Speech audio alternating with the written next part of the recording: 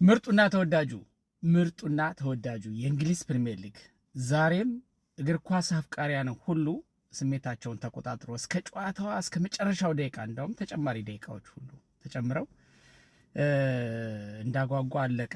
የአርሰናልና የዌስትሃም ጨዋታ፣ ሌሎችም ጨዋታዎች ነበሩ። ግን ሶሪ የእንግሊዝ ፕሪሚየር ሊግ ለየት የሚያደርገው ያው ይሄ ነው። ሁልጊዜ እንደምናወራለት ሌሎች ሊጎች ላይ ኦልሞስት ሻምፒዮኑ ታውቋል። 2 እና 3 ጨዋታዎች እየቀሩት ምናምን። ይሄ በእንግሊዝ ነው በየአመቱ የሚታየው።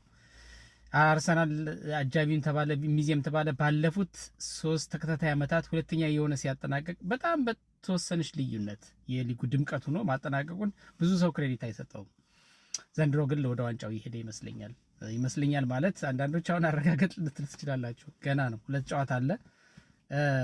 ሲቲ ጁላይ ያሉ ጨዋታዎች በሙሉ ማሸነፍ ከቻለ አርሰናል ደግሞ ቀጣይ ጨዋታዎቹን የግድ በቃ 100% እያሸነፈ መሄድ አለበት ድሉን ለመወሰን በ2 ነጥብ ዲፈረንስ ያው እንግዲህ ሻምፒዮን መሆን ለማረጋገጥ ማለት ነው። ለማንኛውም ሲቲ በቀላሉ አይጥልም የቀረውን ይጥላል ብዬ አላስብም እና እንደዛ ነው። ለማንኛውም ግን የእንግሊዝ ፕሪሚየር ሊግ በጣም በቃ ምርጥ ነው። በቃ እግር ኳስን ወዶ አፍቅሮ ለሚመለከት እንደውም አንዳንዴም ከደጋፊነት ከክለብ ደጋፊነት ነፃ ሆኖ የሚመለከቱ ሰዎች አሉና እኔ እነሱ በጣም ቀናባቸዋለሁ። እግር ኳስን ብቻ ወደው ማለት ነው። ለነሱ ለእንደዚህ አይነት ሰዎች ደግሞ በጣም ሞር ምርጥ ነው። ይሄ እንደዚህ አይነት ኳስ በጣም አዝናኝ ነው። ለማንኛውም አርሰናል በጣም ወሳኝ የሆነውን 3 ነጥብ ከዌስትሃም ከለንደን ስቴዲየም ሂዶ ነጥቆ ተመልሷል።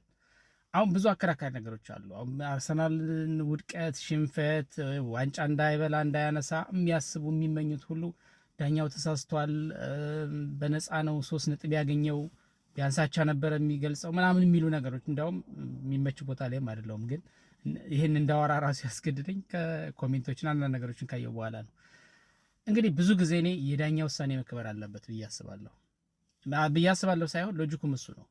ምንድን ነው ዳኞች ቀድሞውንም ቢሆን በቫር ዘመንም ባልሆነበት ጊዜም ቢሆን ዳኞች ብዙ ጊዜ ስህተት የሚመስሉ ነገሮች ሜዳ ላይ ሲሰሩ አይተናል፣ ተመልክተናል። ግን የዳኞች ውሳኔ የመጨረሻ ውሳኔ እስከሆነ ድረስ እንደገና ዳኞች ከእያንዳንዱ እግር ኳስ ተመልካች በተሻለ ህጉን ተረድተው ተምረው በዛ ዝም ብለው እኮ በዳበሳ አይደለም መጥተው የሚያጫውቱት እና እውቀቱ እስካላቸው ድረስ ሌላው ከምንም በላይ እዛ ቅርብ ላይ ኦን ዘ ፒች ሆነው እስካጫወቱ ድረስ የነሱ ውሳኔ መከበር አለበት ነው። ዳኞች ስህተት አይሰሩም፣ ዳኞች ሙስና አይሰሩም፣ ዳኞች ምንም